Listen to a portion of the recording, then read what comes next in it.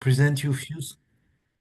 I will present you a few slides on this cost action. So cost is an entity from the European Union who is funding networking activities of specific projects.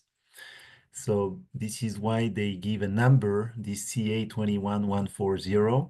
And so our cost action, our network is working on the interception of oral cancer development and is very mainly focused on oral potentially malignant disorders.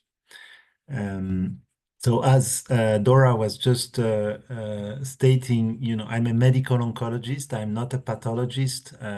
Most of my time is dedicated to actually research and research coordination.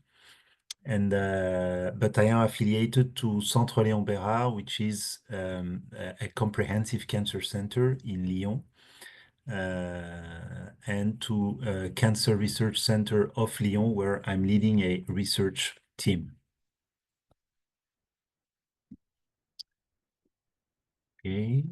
Okay, so I don't have to spend too much time on this, but of course, head and neck cancers are extremely heterogeneous in their presentation, in their etiology, in their treatment, in their histopathology, but most of them develop from the epithelium lining the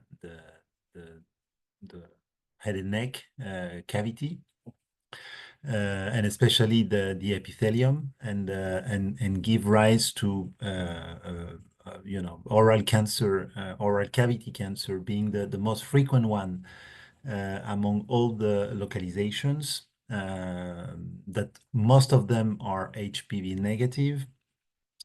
And this is a disease that, despite the fact that, and this is really a paradox, despite the fact that it's extremely easily accessible region, we are still very bad in making an early diagnosis of this disease and in capturing in our patients and treating in our patients those lesions when they appear, called oral potentially malignant disorders. So I think there is a huge work to do to improve the situation.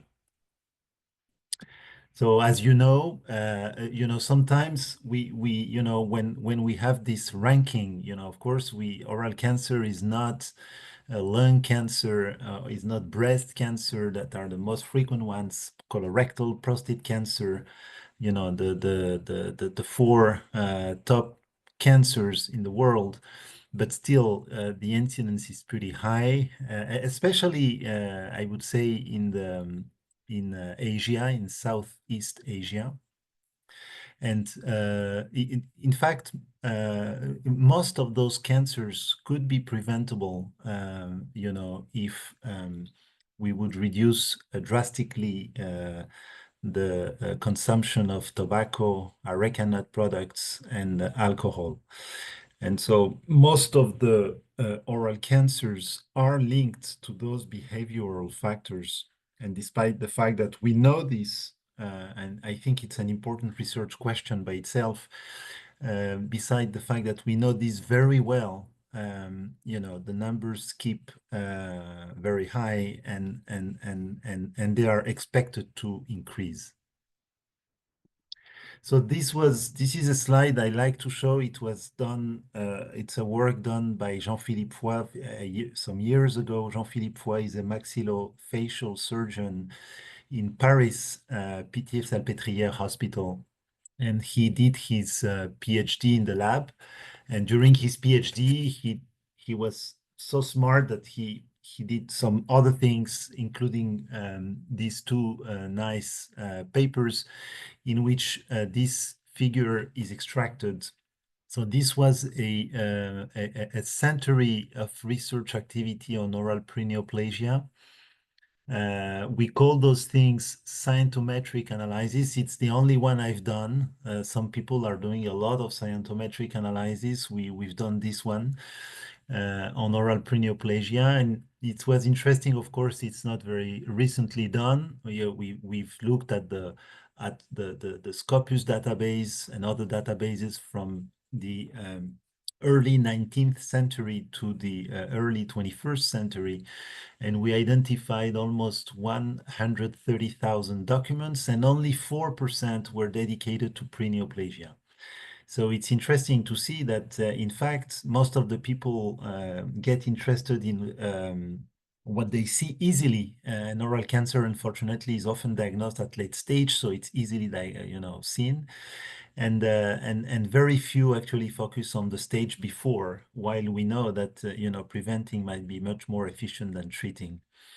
And looking at all these documents on preneoplasia, we were able to do, using the words discussed in the abstracts, we were able to do a cluster analysis and a mapping of those co-occurring terms in those documents. And, this is a way to show that the world is extremely, separated. Some people are very interested in the biology, biomarkers, other in treatment, other in epidemiology, other in clinical diagnosis, but in fact, clinical management. But in fact, there are very few studies linking all these different parts of the science. And I think it's important that some of us, try to bring those elements together. Working and investing in prevention has been something that has been set very recently, in fact, by countries as an important element of research. And hopefully this will continue.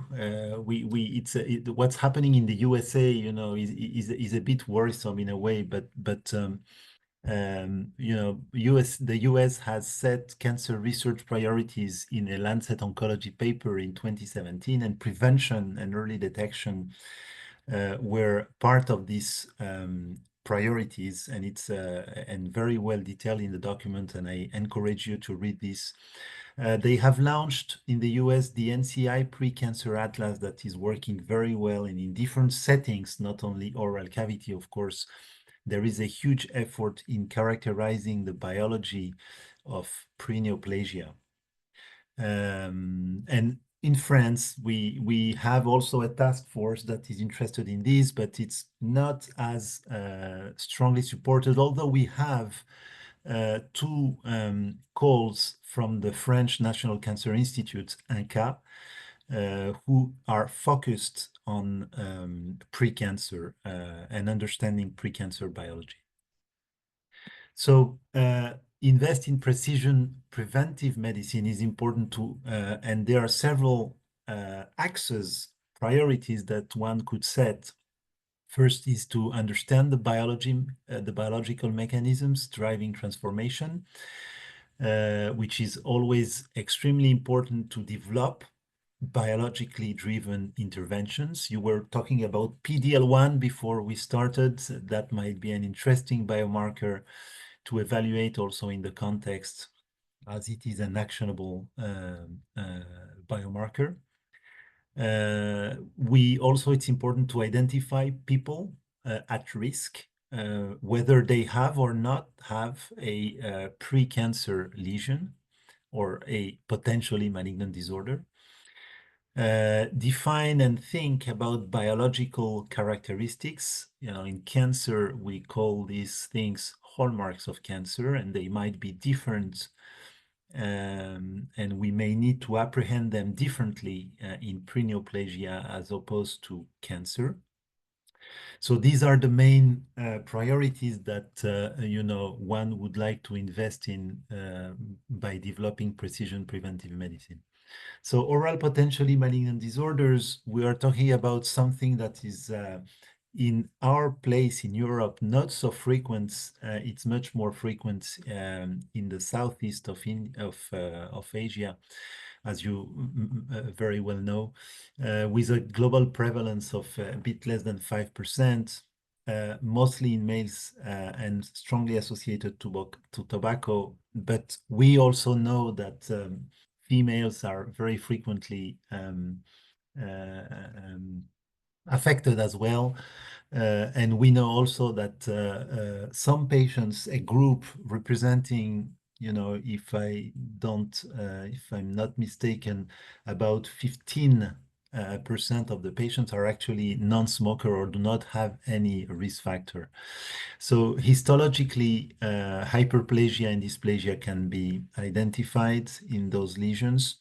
The transformation rate is extremely heterogeneous depending on the clinical presentation, but also on the grade of dysplasia.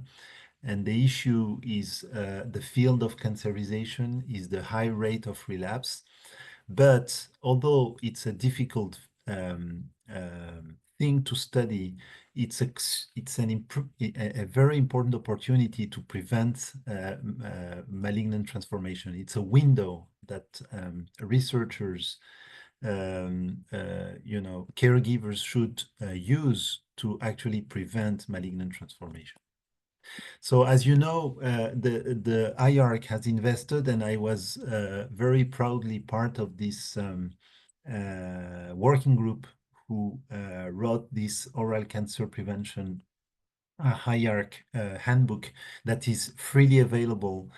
And I encourage the young people to go through this document. You can get it either through IARC website, or now it's available in the National Library of Medicine in the US.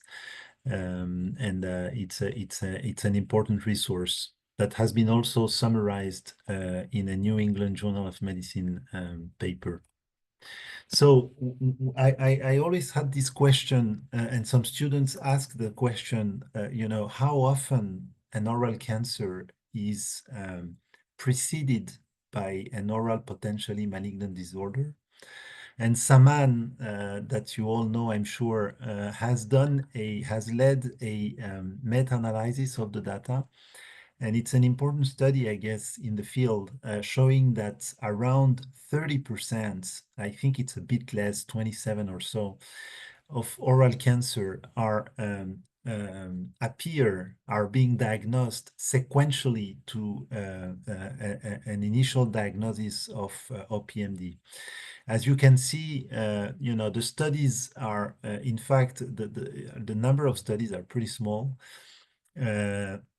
This is something that is still subject of discussion, but I think, again, because of these numbers of this 30%, I think if we could just have even a standardized clinical follow-up around the world when those OPMDs are diagnosed, I think we could at least, even if we cannot still intercept, transformation pharmacologically using drugs, at least, we could engage in a surveillance to make early diagnosis.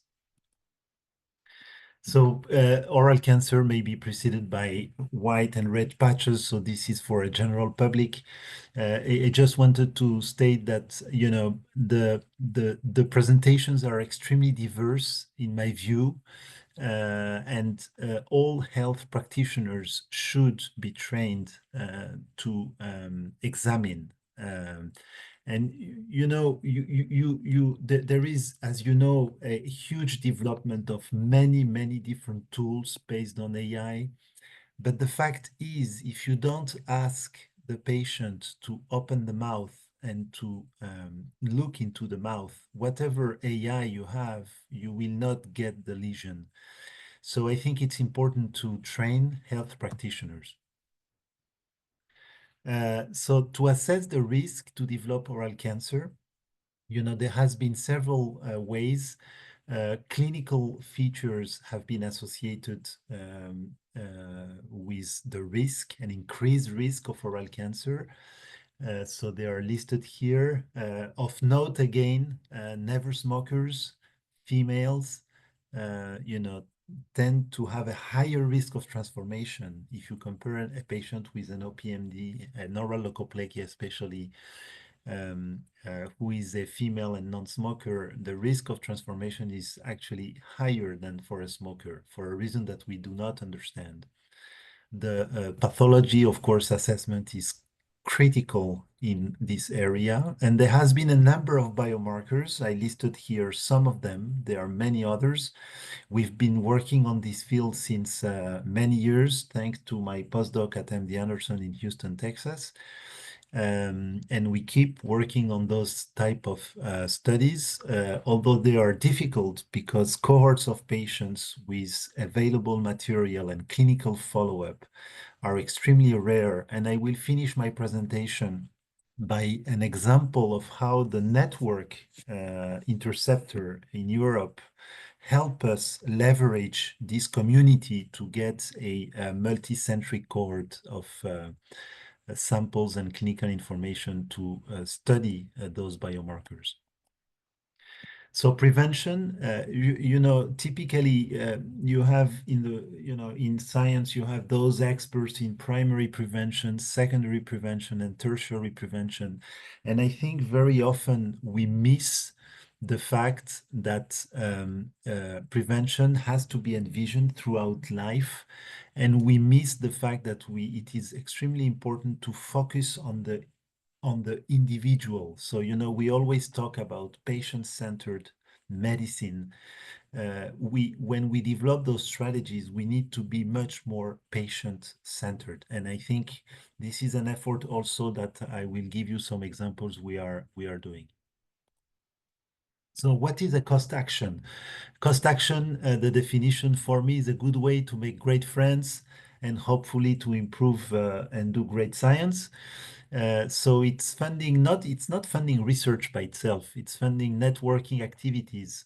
So we can organize events, we can organize mobility of researchers, we can organize conferences, we can pay for younger people or more senior people to present at conferences and increase awareness. So this is the kind of activities we are doing. Of course, we are doing communication, dissemination, and Marine Benaissa in our action is just a fantastic leader for doing this. And so this is what a cost action is. So right now it's organized. So over every cost action is organized like this. So we have a management committee. So you can see that many countries are represented, 31 right now, including 19 ITCs. So we call this in the European language, an ITC is an inclusiveness target country. So it's a country that may have not been able to invest enough in research. I would like to say that maybe all countries are ITCs, but there is a definition and a list given by the European Commission. And we are now 53 members. We are very lucky to collaborate with international organizations. IARC is very strongly supportive. We have also OECI, that is an organization of comprehensive cancer centers. And also EORTC is very supportive. It's a cooperative group for head and neck clinical research, mostly in oncology, radiation oncology, and surgery. And Cancer Patients Europe, represented by Antonella Cardone, who is extremely active in the action. So besides the management committee, we have I don't know if it's an executive committee or we call this the core group. So these are the friends that I was talking about. So of course I'm co-chairing this action with Senada Koljenovic, who is professor of histopathology of pathology in USA in Belgium. Antwerp, and we are organized, but the reality is that many of us and many people in the action are working across working groups. We are organized in working groups. So one is led by Rui and Deepak from Norway. Rui, who will talk later on data science and medical informatics. Working group 2 is is focused on disease care management, represented by Paolo Bossi from Italy and Keith Hunter, that I know you know very well. as well, so a clinician and a pathologist. Working group 3 is on e-health tools dedicated to monitoring of patients. Working group 4, represented by Moshe and Paolo again. Working group 5 is where this is from IARC is very much involved. And working group 6, socioeconomic impacts, ethics, regulatory bodies, and policymakers. So we have, Valeska Rettel from the Netherlands and Brenda, who is actually a US citizen working in 20% in France, 80% in Switzerland, right now in Lausanne, who is a philosopher and, very strongly involved in the ethics part of the cost action and dissemination in working group 7, led by Antonella and Marine. And of course, we have also a grant awarding coordinator, science communication coordinator through Merva, who is a pathologist, and and Marine. Marine is everywhere. So we are communicating. These are few examples of the type of activities that we've done. So we organize workshops. This one in the middle was on disease management, clinical and preclinical research. Last year for the World Oral Health Day, we had this hippopotamus who was saying that the oral cavity is not only about the teeth, but also the oral mucosa. We had this Spot It, Stop It, that was a brilliant idea of one of our members, and with some explanations. So, a way to disseminate the information. There is a training school that is being organized in few days in Oslo and Bergen in parallel, by Deepak and Dana, who are working on these 3D models. So you see, now we are going back to the science and trying to put together some trainees who will work on those 3D models and, hopefully will help foster their research when they come back home. So this is really focused on preclinical models. And we are organizing in Croatia our OPM Day, which is a 2-day, dedicated to discussing about the latest progress. And of course, those people who are part of the network are being funded to come down in this meeting. But others may apply as well, at least once during the life of the action, that is 4 years. So just to finish, a few slides about a study that is called ISEBIO for immune-based stratification and evolutionary biomarkers in oral potentially malignant disorders, a study that is focused actually in oral leukoplakia and that is clearly leveraging the INTERCEPTOR network. And I wanted to give you some input on this. So in this study, we want to go beyond what has been published already using gene expression profile, bulk gene expression profile, and somatic genetic alterations to improve oral cancer assessment for patients with oral leukoplakia. And to us, this is an important element. We've published a few years ago a two biological class of oral leukoplakia. One was called immunological because highly infiltrated in immune cells. The other one was called classical. This was done only using 80 to 90 samples, and we absolutely need to have more samples analyzed to confirm this classification, to develop new one, and to try to identify both risk factors as well as potential targets to leverage and to intercept the transformation of those lesions to cancer. So I will not go into the detail of the science, because I think I'm a bit late. The primary objective of the study is to improve stratification. So we use the strategy of combining transcriptomic analysis, genomic analysis, And we have added through the discussions, because of the discussions in the network, we have added an IHC that I will tell you about quickly. So we have set the technical, design of these to generate all this data. And I will just show you this because this study is funded by the French National Cancer Institute, INCA. But in fact, we have not initially planned to run those studies of the expression of cytokeratin 13, 17, and Ki67. And it was through the discussion in the network that led to put this study, to add this study on the top of what we wanted to do, because it seems to be extremely important and more important as suggested by our expert pathologist in the network. And so this is just a nice picture of a biopsy from Senada Koljenovic in Belgium, who sent us material, and we put together a single section staining of those 3 markers that makes very nice pictures of this cytokeratin 13 that is expressed in normal epithelium. The 17 is normally expressed only in cancer cells, but as you can see in this high-grade dysplasia, very worrisome dysplasia, as characterized by the Senada, you can see regions of this non-cancer sample that resemble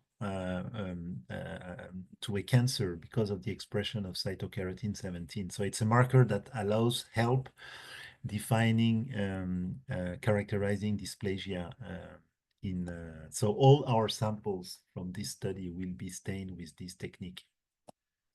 So we have planned to analyze the samples coming from all Europe, by through a central pathological review.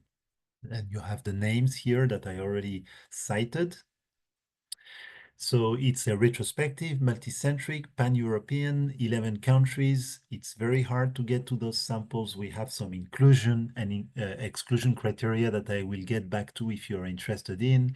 But what I wanted to say is that we initially targeted to have 250 samples. I think we will be able to get more, although it has been a huge effort in terms of regulatory paperwork, ethic committees. Each country has his own approach for these studies, these kind of studies. So it has been challenging, but we are getting there, and we hope to have a significant cohort of oral leukoplakia samples in which, with clinical follow-up, even though retrospectively collected, that will help develop biomarkers.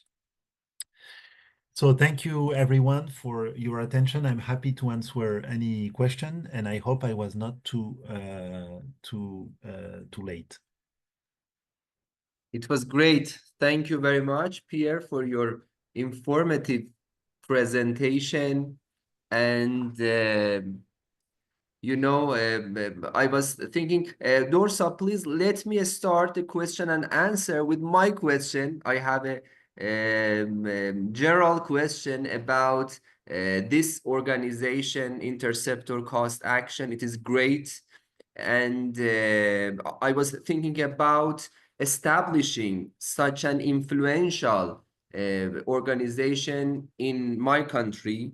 I'm sure it's difficult, it's challenging, but I think it is necessary in this era to allocate financial support for this process, and grant for research and grant for campaign and something like this. My question, Pierre, is that how do you negotiate with the government in your country or other countries in European Union to convince them about the importance of such a great organization? I think the first step, at least in my country, is negotiation with the government, because the government is the greatest grant body. And I have to show them that it is very important to early detection of the oral potentially malignant disorders are very important to prevent oral cancers in general population. Yeah, How should we? what I can say is that this cost is a funding entity of the European Commission.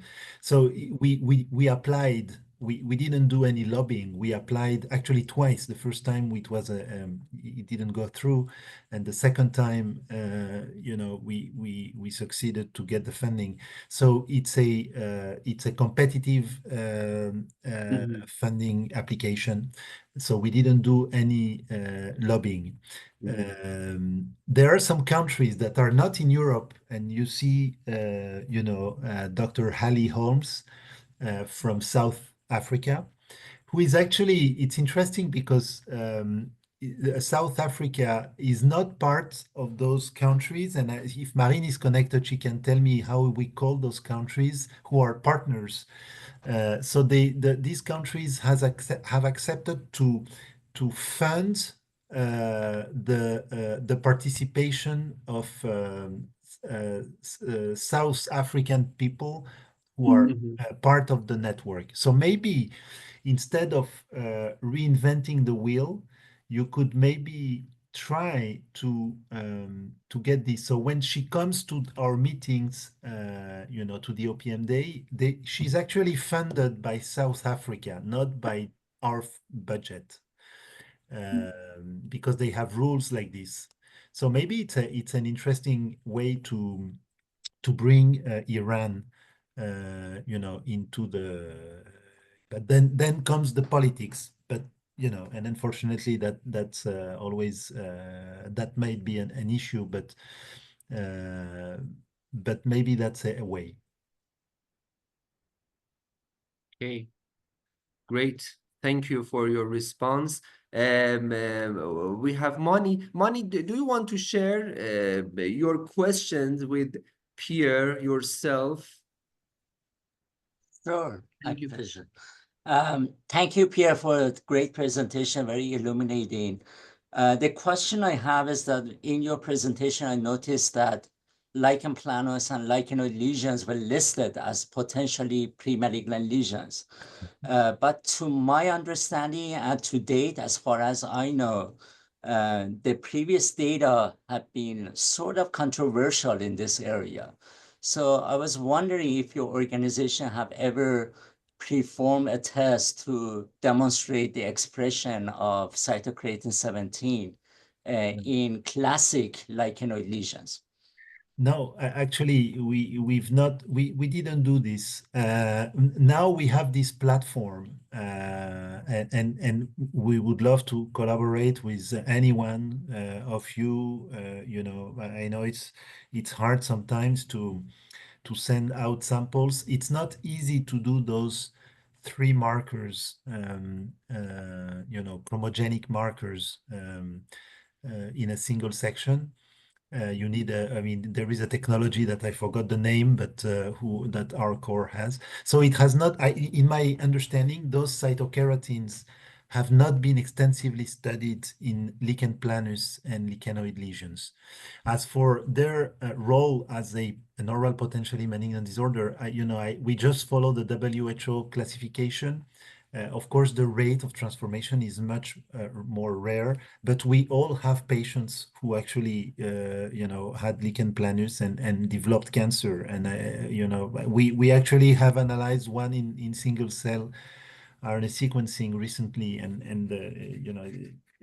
this patient who was a female, had a history of lichen planus, very well diagnosed, and she developed. So I think they are oral potentially malignant disorders. They are part of those lesions with a low risk of transformation, but it's still important to identify those who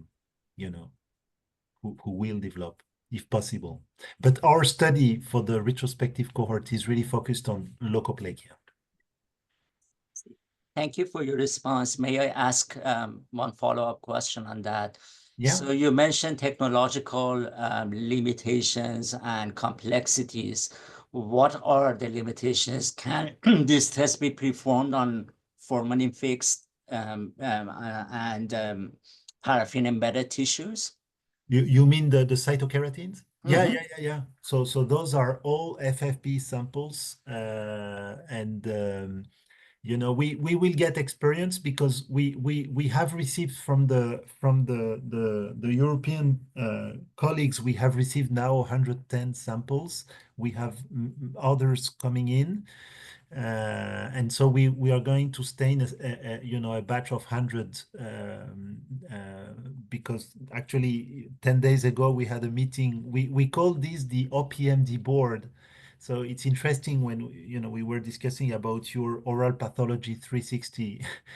So the OPMD board you know, it has been launched by Keith, Senada, and all the expert pathologists. Rui is participating as well, and it really is meant to share this experience and to present cases that are difficult cases with both the clinical picture and the pathology biopsy.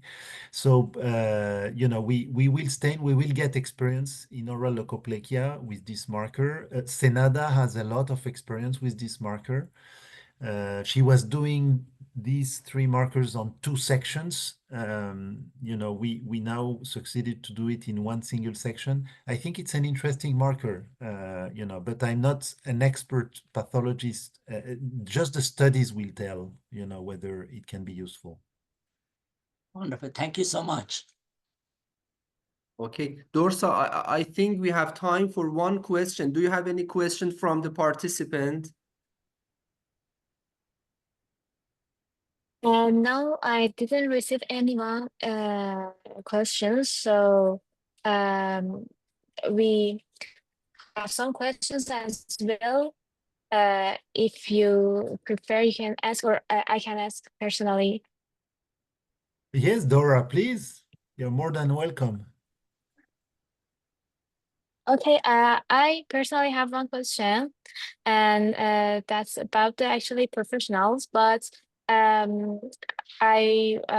don't know how can healthcare actually professionals across different countries can share their actually best practice for the early diagnosis and interventions. How they can share. You know, I think in those kind of networks, we could share this experience. But there is a need to have money and to meet at some point face to face, you know, so I don't know how we can do this, but practically, you know, it's through meetings. We have an activity of writing reviews. So this is the case for the e-health tools led by Hali, who is you know, who has a review almost ready to be submitted. This is the case also for the working group 2, for both the pathology part and the clinical management part. This is the case also for the biomarker and preclinical models. So this is a way also writing together a manuscript, you know, on what has been done and published previously in the literature. That's a way to share also the information. But we need to meet. The webinar is fantastic. You know, it's just fantastic to be.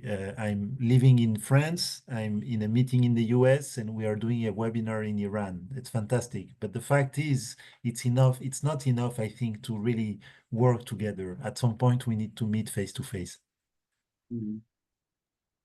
Thank you so much.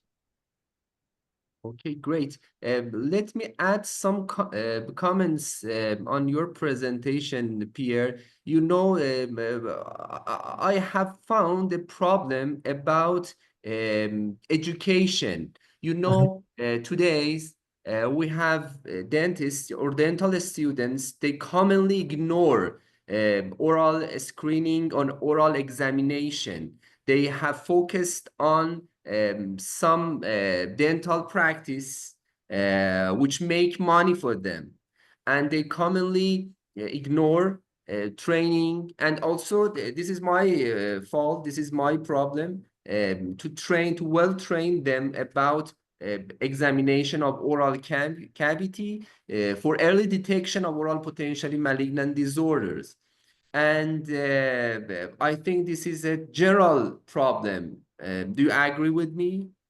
No, I fully agree. Actually, it's a very nice transition to the next talk of Valérie, because we've run a survey through the ReCOL network. And I don't know if Valérie will talk about this, but the results is just that there is a lot of unknown, even the basics from the private practice dentists about oral mucosa, especially oral potentially malignant disorders. And there is a need. I think I mean, I'm a medical oncologist. I'm a professor of oncology. So it's not at all what I'm teaching. But I think you need to do a revolution in a way, in the way to educate and this animal that had the mouth open, earlier on in my slide, stating that the oral cavity is not only the tooth, but also the mucosa. I think summarize it well. And it's not only for the general public, it's for all the caregivers. Okay, great. Thank you for your explanation. I think we have time to go to the next speaker, Valérie. And Dorsa, please introduce Valérie to the participants. Thank you, Pierre. Thank you very much. My pleasure. Please stay with us for the discussion in the next part.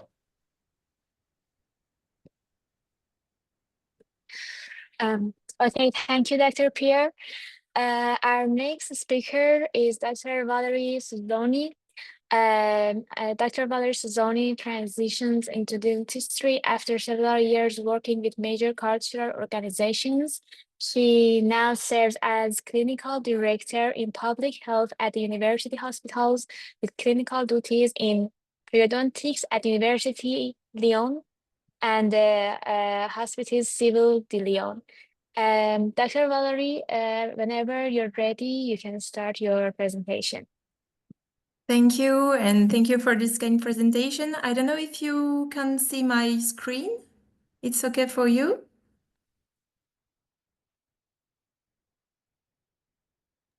Yes, we can see, but could you please minimize or a little? Like this? A little more, please. Yes, it's better. Like, okay. It's better like this. Okay, perfect. So hello, everyone, and thank you for giving me the opportunity to briefly present ReCOL. ReCOL is a French network of investigators committed to advancing research in the field of dentistry. So I'm Dr. Valérie Szönyi, dentist and general secretary of this network, and I'm very happy to be here today to share a few words about our work and our missions. And our members are private practice dentists who are passionate about contributing to research projects and clinical studies. And we've collaborated with Professor Pierre Saintigny on research topics related to oral potentially malignant disorders. And I naturally will focus on this topic that brings us together today. So I think that's okay. So let's go back to the origins of ReCOL. ReCOL was born within the Francophone Society of Dental Biomaterials, and it was inspired by a similar model developed in the US. and was supported at its inception by three major French organizations: the French Dental Association, the French Institute of Dental Research, and Comident, a professional committee that brings together dental industry stakeholders. And this collective support allowed ReCOL to grow as a strong network today. The goal of ReCOL is to improve patients' oral health and the working conditions of dental professionals. And to do so, we focus on research that is relevant to daily clinical practice. Our studies aim to provide real-world evidence, and we rely on dentists and their teams as key contributors. Practice-based research data can complement traditional hospital-based research by providing insights into real-world clinical settings. Hospital research often focuses on controlled environments and specific patient populations, and practice-based studies reflect another diversity and complexity of everyday practice. And this can help validate findings or improve the generalizability of research outcomes. I have no intention of opposing the two approaches because I'm personally involved in both worlds as I work as a hospital practitioner and as researcher at the Université of Lyon. And who is behind ReCOL? So the founding members of ReCOL include 6 dental professionals with strong backgrounds in clinical and academic practice. And today, ReCOL is led by a dedicated board who volunteers their time to support and develop the network. The network can also call external experts or project managers for specific projects. Our network includes over 1,000 dental actors today. It's not just dentists, dental students and dental assistants are also key contributors for our work. And together we have a really dynamic community of investigators. And naturally, we train our investigators in best practices for clinical research to ensure that our studies meet higher standards of quality and ethics. Actually, you have to see ReCOL as a part of an ecosystem, and ReCOL thrives within a rich ecosystem that includes institutional partners, professional associations, dental industry players, and other healthcare networks. So how ReCOL works, actually, first of all, I have to insist that our approach is always very collaborative. So from the idea stage to project realization, we provide support in concept development, regulatory guidance, data management, and statistical analysis. And we also offer scientific validation or expert consultation. Therefore, ReCOL is both a network, but also a project catalyst and a toolbox for clinical research in dentistry. For industry partners, ReCOL is a way to engage in research and adapt to regulatory changes. In particularly, the recent changes in European regulations concerning medical devices have significantly increased the demands for clinical evidence and post-market surveillance. So through collaboration with ReCOL, companies can better meet these new expectations from Europe. And for practitioners, it offers a chance to contribute to science, grow professionally too, and break the routine. For patients, they also benefit from being part of a research project and build a new relationship with their dental team.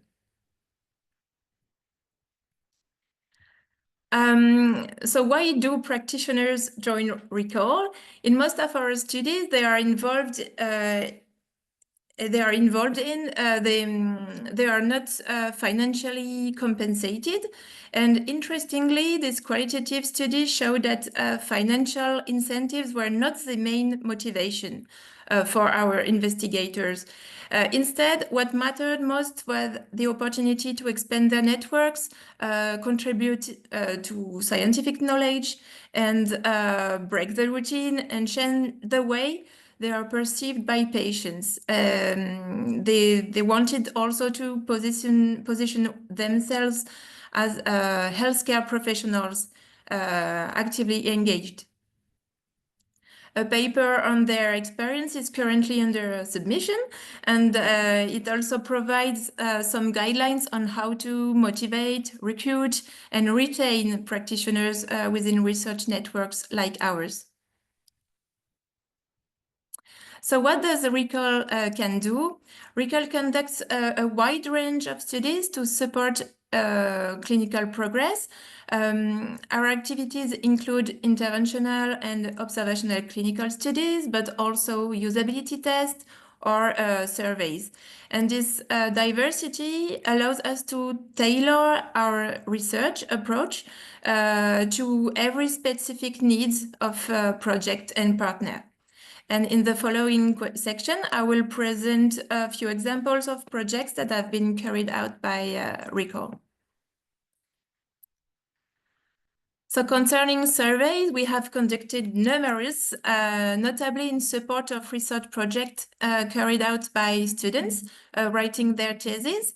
And we have also conducted large scale surveys, including that received, over 700 responses from dentists about the theme of environmental responsibility in dental practices. And the findings were published and even earned a National Thesis Award. And ReCOL began working with Professor Pierre Saintigny in 2021, starting with this practice survey we talked about before, conducted in partnership with the Centre Léon Bérard, a cancer center in Lyon. And this survey provided an overview of French dentist attitudes and practices regarding the management of patients with oral potentially malignant disorders.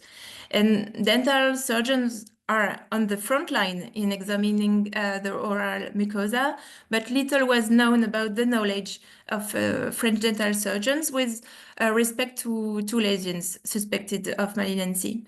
So the main objective of this investigation was to better understand the therapeutic approach and the potential barriers they face in managing these conditions. And among our respondents, fewer than a half reporting having received training in the recognition of these lesions. So I think it's a good information to try our best as a professor at the university.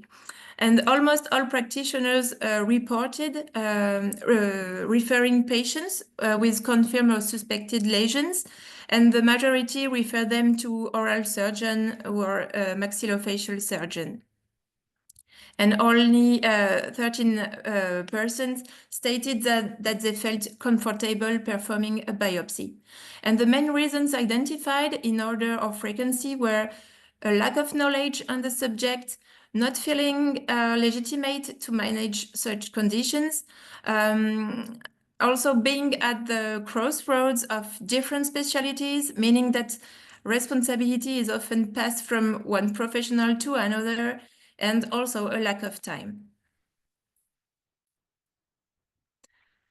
ReCOL is committed to promoting and sharing its research work, both nationally or internationally, and we consistently want to highlight and disseminate our findings as a way to strengthen our legitimacy, but also it's a way of recognizing and thanking our investigators. ReCOL also engaged in preclinical testing. For instance, we collected expert opinions to define the ideal properties of dental materials, or we have engaged our network to test new products, such as toothpastes or so on. Another key component of our work is observational research, both retrospective and prospective. So we conducted retrospective studies to assess, for example, the long-term performance of several products over a 10-year period. In one of prospective studies, we've gathered data from both hospitals and private practices involving thousands of teeth and restorations. That is our Resto data study. And we provided a comprehensive view of dental care outcomes in France. And one of our most ambitious prospective studies was one conducted in collaboration with Pierre Saintigny. And we focused on the impact of tobacco use on genetic mutations in healthy oral mucosa. So first, among the secondary objectives, we aim to quantify the impact of tobacco use on the total number of mutations found in healthy oral mucosa, and the same thing for alcohol consumption. And in addition to the secondary objectives, we also have exploratory objectives, such as identify known driver genes associated with oral cavity cancer. And Professor Saintigny's research team worked on the scientific aspects of this study, including the protocol, but we discussed it and adapted based on our field knowledge from working in private dental practices. And around 15 private and hospital-based investigators responded positively to the call, and the target of 100 inclusions was achieved in the record time. And as you can see, ReCOL is based in Paris, but our investigators are spread across the entire country. They performed swabbing of healthy oral mucosa to collate DNA samples and recorded information regarding the patient's age and their use of toxic substances such as tobacco and alcohol. The analyses are currently underway. And ReCOL is above all a strong and growing network with connections across clinical and academic spheres. We provide continuous training, we organize and lead sessions at conferences. And in fact, we sometimes go beyond research itself, and particularly on the topic of oral potentially malignant disorders. Building on the results of the survey we conducted with Professor Pierre Saintigny, we identified a clear gap not only in training, but also in the organization of an adapted care pathway to better support both professionals and patients. And to illustrate this initiative, here are some photos from the launch event of this new city hospital care network in our region.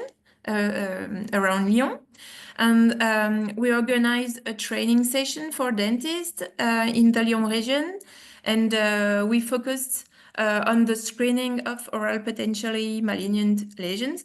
And during this session, we also informed them about their key hospital contacts to enable them to quickly refer patients whenever there is any doubt.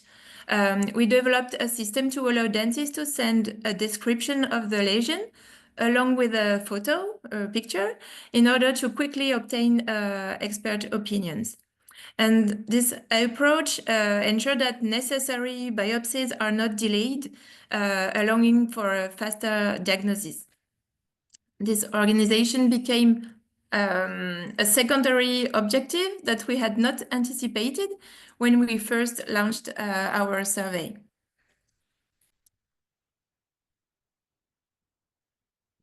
So I thank you for your attention, and we hope we have shown you that such a network can be valuable and perhaps inspire the creation of similar initiatives where they do not yet exist. Please feel free if you have any question, and we are always happy to support and assist other initiatives all around the world. So once again, thank you for the invitation and for the organization. Thank you very much, Valerie, for interesting presentation. And I think ReCOL is inspiring for all of us to establish such a great organization to promote researchers focusing on this topic. Thank you very much. I have a question, and then we have time for Dorsa to share some questions with you. You well mentioned about establishing a multidisciplinary network, including clinicians and also scientists. And what is the advantages of such a great network? And how can be this network useful for early detection of cancers or conducting research in the field of oral cancer or oral potentially malignant disorders? So concerning our network, I think the positive advantage that is very quickly implemented. You know, if you have any idea of research, we can implement it really quickly. We do ethics things and so on, but we are very reactive, and we have a network that is waiting for another subjects of research. So that's pretty cool. Yes, yes, you're right. You're right. And do you have regular meeting in your networks, or it depends on the project when you have presentable? Oh, sorry, the Pierre, you have a comment. Sorry, I saw you. No. I Please, mean, please go ahead. there is no. I just want to congratulate Valérie for her presentation. In fact, you know, you you cited my name many times, but the survey was really done by you know, ReCOL, and you know, it was just very important for us to understand what the dentist, you know, were thinking about OPMDs. And also the study led in my lab by Pierre Martinez on the genetics of normal mucosa. I want to emphasize the efficacy of ReCOL, because we had included 100 individuals that have nothing in their mouth. They just were coming to their dentist for the regular checking. And it was extremely efficient, and with people extremely engaged, you know, in this collection. While they are not geneticists, they are not, you know, working in a university hospital. They are not working in a hospital at all. But I want to emphasize the engagement that Brigitte Grogoja, Valérie, you know, are able to you know, to put together, and it's really impressive. We were very impressed by the turnaround time, very short, to get all these samples from 100 individuals. It's really very impressive. So congratulations. It was just a comment. Thank you, Pierre. I totally agree with you, Pierre. And I was asking that, do you have regular meeting with your network and scientists and also clinician, or you are in touch with them based on conducting research or something like this? Yes, we meet once a year at a national congress in Paris. That is a congress for private practice dentists. But we also organize many online meetings during the study, for example, for the calibration and so on. And we work actually in project teams. So every project has his team and his own staff meeting and so on. And we really use WhatsApp groups too to support our dentists when they are lost in an inclusion, for example, in their dental practice. They can ask, and there is an answer very quickly to let him go on. So yeah. Okay, great. As Pierre well explained, and one of our participants, Mahla, explained that it is very encouraging that that you engaged even dentists at private dental clinics, and it's a great activity. It's a great work and great job. Thank you. And do you have any comment, Mani? Do you have any comment? Okay, great. And I just have Yes, have please. another one. The next challenge, Valérie, will be to do the same that was done for healthy individuals, but for patients with OPMD. And I think really we have an opportunity here to do so, because, so I'm going to explain, we are interested in a very small population that is called Fanconi anemia. And in the context of a prospective study that will be launched in France by Arnaud Bedoc, who is a radiation oncologist, and who is going to test a surveillance of Fanconi anemia patients through buccal brushes. It's a protocol developed by the German group Unike. This study will open in France, I think in September, October, November, but we need to set up a measure of aneuploidy that will be done in addition to cytology for cases that are difficult to interpret. And so we need to get some samples from patients with oral leukoplakia, for example, that are not Fanconi. So it would be nice. We don't need a lot. We need 10 to 20 patients.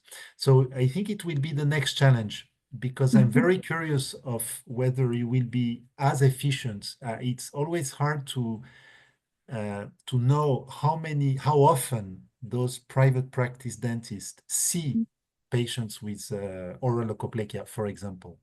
So so this is something we need to find out more precisely. Oh, that's very interesting. I think that Professor Brigitte Gogoja will be delighted in this new project. And thank you for your trust, Pierre.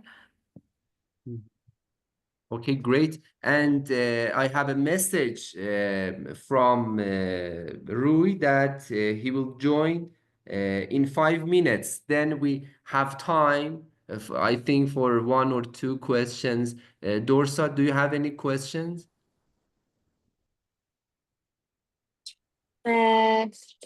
Yes, I have.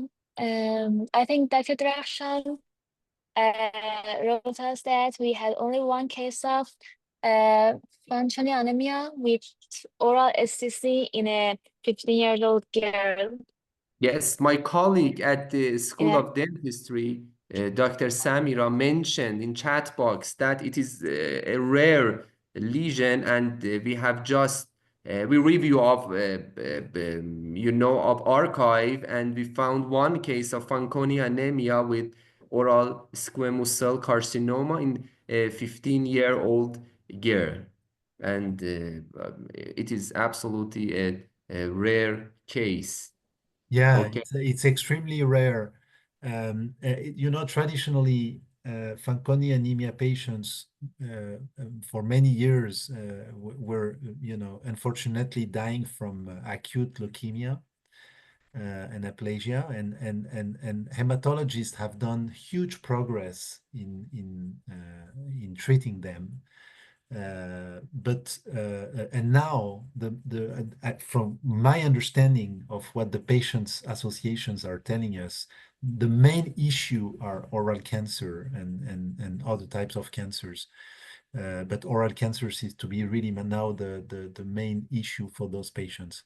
So there is a sort of rewiring of the priorities in terms of the type of studies that those associations are supporting. Yes, exactly. And the last question until we have Rui, Valerie, how many people are engaged in your organization as you know, I mean, as the executive team, executive board in ReCOL? Actually, there is Professor Brigitte Korgojad. She is the president, and she is very, very active. And we have also Julien Lopi and Benoît Perrier that are very invested. So we are actually 6 to 10 people really engaged in the board. And we work with project managers in topics that we are not really informed about. So we know the people that we have to ask if we need it. Great, thank you. And Excuse me, I personally have a question. Yes, please. As Dr. Valerie mentioned, some dentists feel that the practice might be illegal, and lack of knowledge is another major concern. And don't you think that it would be better if actually these subjects were formally included in the curriculum and taught to us, actually, we all undergraduate students by professionals like you or Dr. Valerie or something like that? Can you just repeat the question a bit slowly, please? I'm not so good in English as you. Yes, that's okay. I think you mentioned that some dentists feel that this practice, I think the process of, I forgot the name of the process, but this yes, biopsy. ReCOL. No, the biopsy process. Okay. Some dentists might think that biopsy is illegal, or they have lack of knowledge. So don't you think it would be better if this process be taught to us, we undergraduates at the university, by the professionals? Then this it will be better to preventing actually some primary malignant diseases, something like that. Yeah, okay. I think that initial formation and continuing education should be improved actually on this subject. Maybe, I don't know, it's just an idea, but during initial training, students have a lot to learn, and I'm not sure that this topic is is given to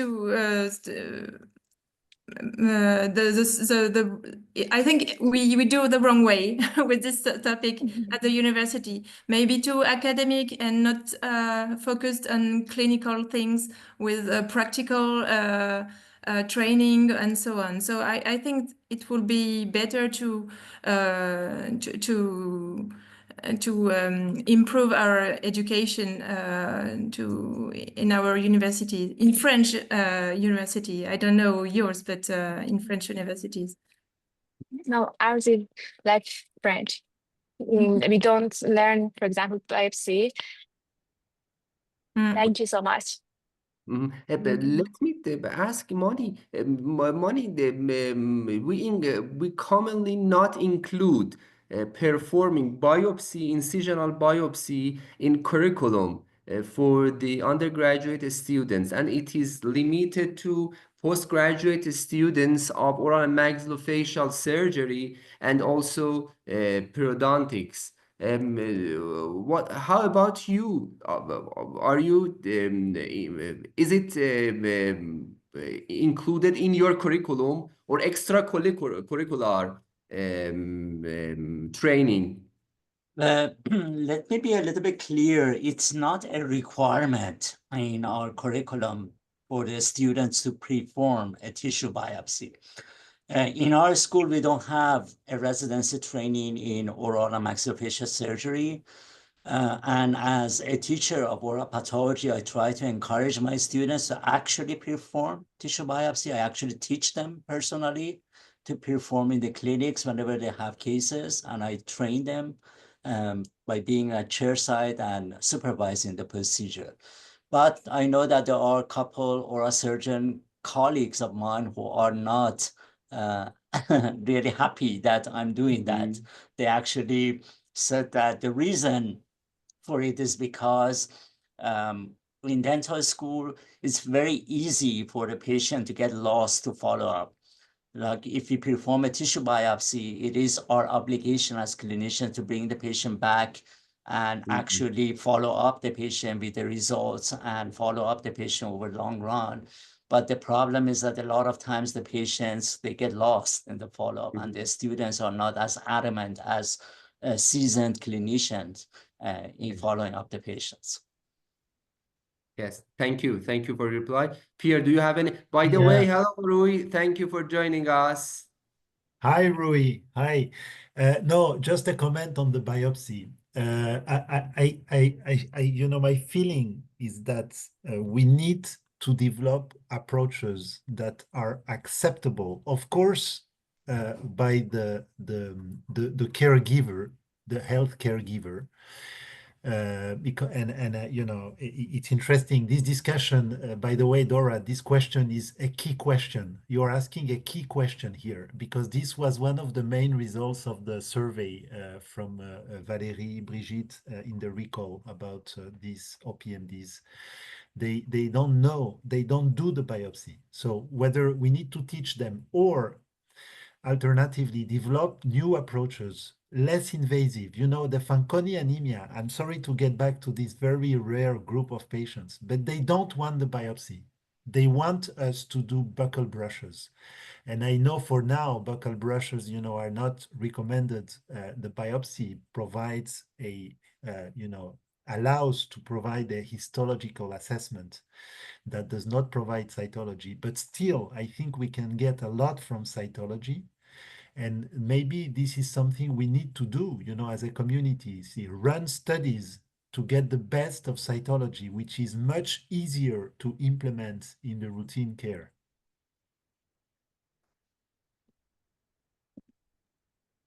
Thank you, Pierre, for well explaining this issue. And I think this is time. Thank you, Valérie, for presenting this great ReCOL project. And I would like to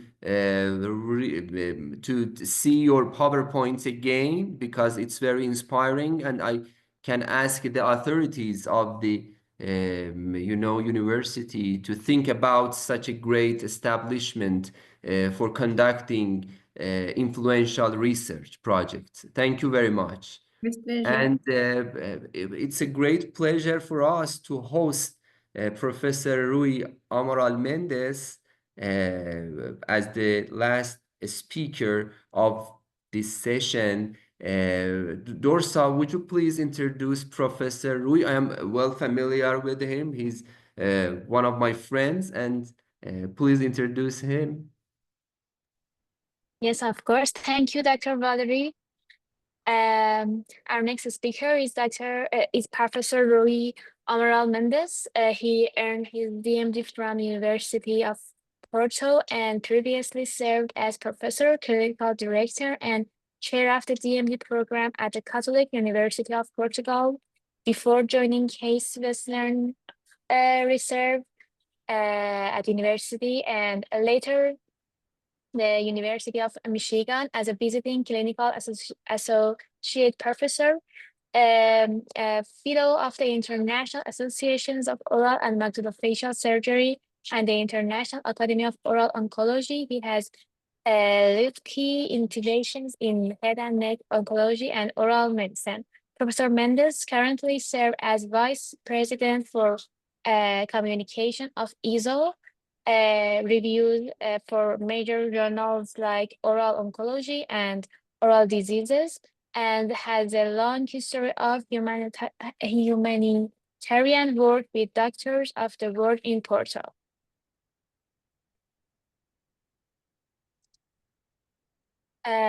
Professor Rui, you can open your mic and Okay, thank you. sorry. All right, may I share my slides? Sure, absolutely. So let me share my presentation.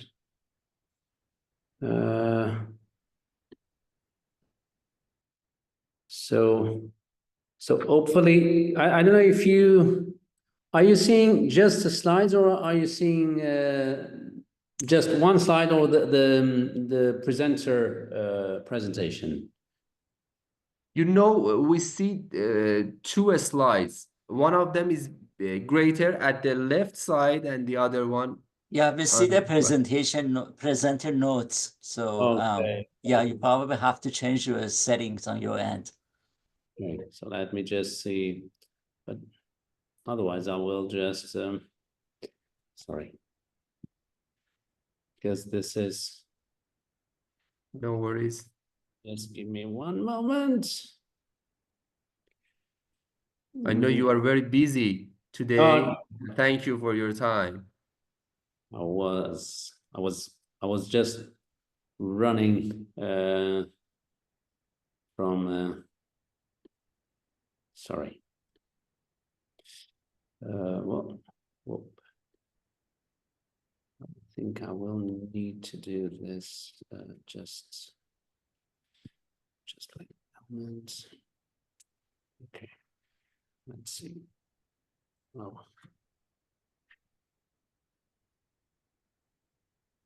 Mm-hmm.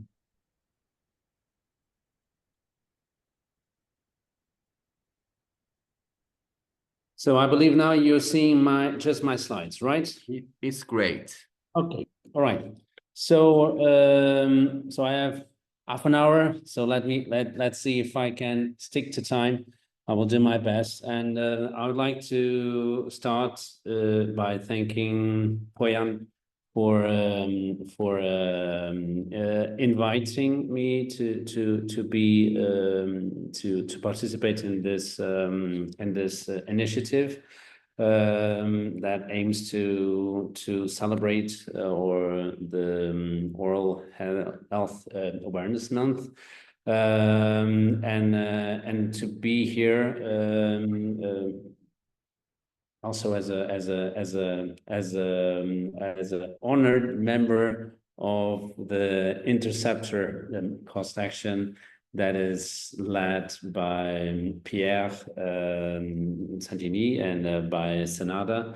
I'm so sorry, Pierre and Valérie, for not attending your lecture, but I hope I could have been present, but I was in the oncology ward, so today I just couldn't do it.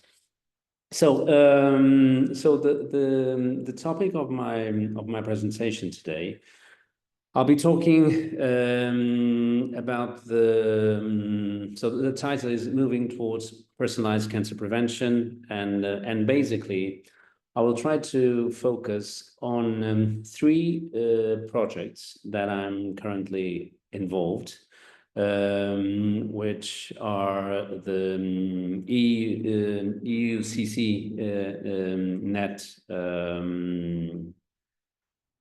the Jane2, and the interceptor. And basically, I will try to navigate through what personalized cancer prevention looks like in Europe nowadays, and from going first from a more systemic approach, and then into a more site-specific implementation, which ultimately will be the interceptor program, the interceptor action. So whenever we think about personalized cancer prevention, going back to what was the previous why this is so important. It's important because it's important to establish stronger collaboration in cancer prevention, and in order to fight cancer properly, not only do we need to collaborate in cancer prevention, but we also need to address cross-border healthcare disparities.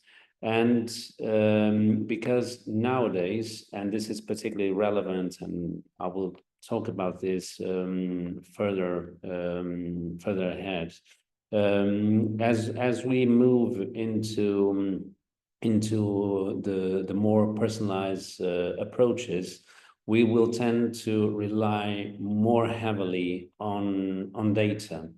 And it's important that in order for us to get a good core of data, that we share data. And so we need to get out of our silos and go into the real world.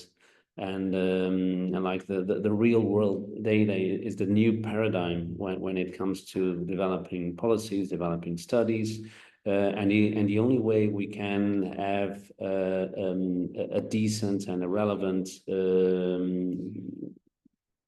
data set is by actually engaging in the data sharing, and not only sharing of data, but also sharing of best practices. So within Europe, so we know that by 2021, like cancer was a leading cause of death, like more than 1 million deaths in the UK, in the EU in 2021. But not only that,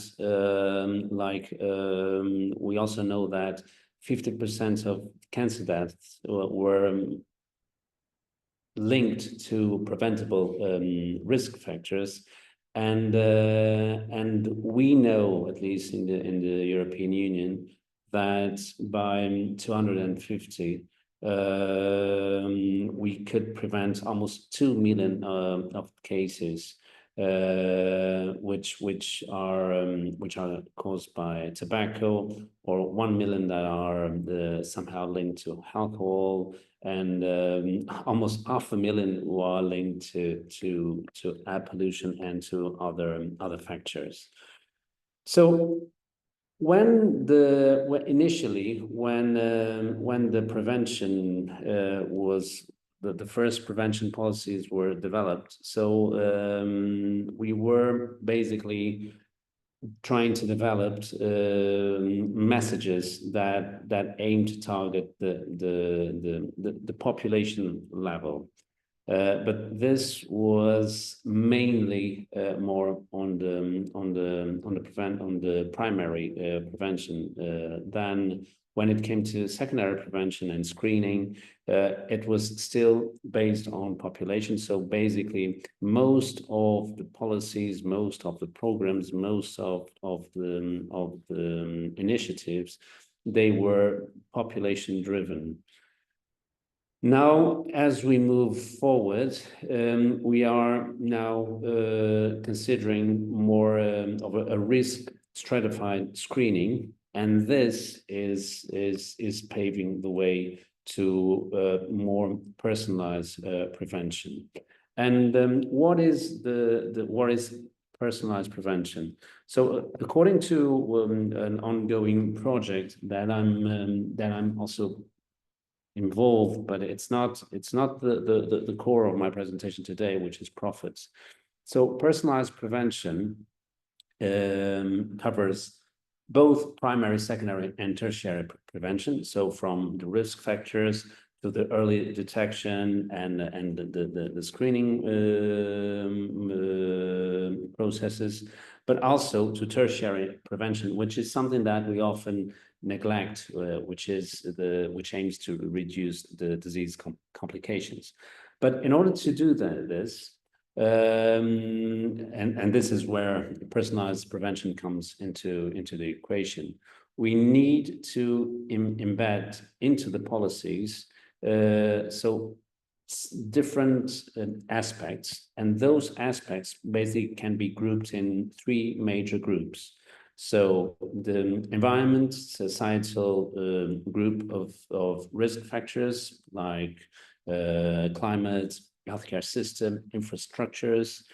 Then we have the individual behaviors linked to physical activities, dietary habits, and then, only then, do we see the genomics and the biomarkers. And when we talk about genomics, then we have genetic variability, epigenetic, and other biomarkers, namely body fluid biomarkers.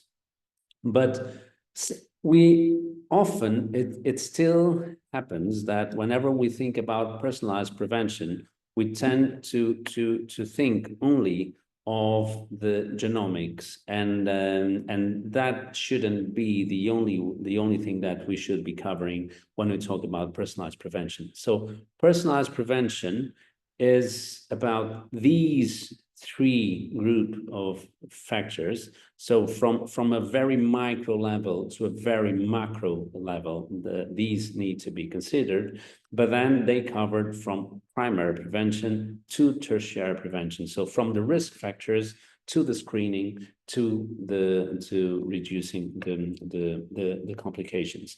And so the intersection of these three of these six things, that's at the intersection of these six things that personalized prevention will present itself. And so, as I said in the beginning, so I'll be talking about these three projects. So JANE1, EU Net CCC, and INTERCEPTOR. So the first two were recently when we had the kickoff meeting of these two meetings in the end of last year, the Ministry of Health from Italy, he said that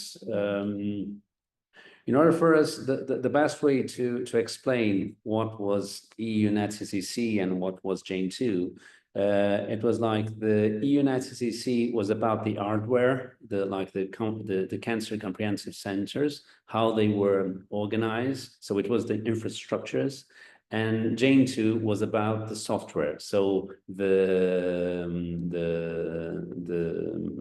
actual people who worked in cancer, the different stakeholders. And then INTERCEPTOR comes into this equation as a very site-specific project, or if you want to, instead of site-specific, kind of a specific kind of cancer of pre-malignant lesions, which are the oral potential malignant disorders, where we also aim to get a better understanding of oral carcinogenesis in order to be able to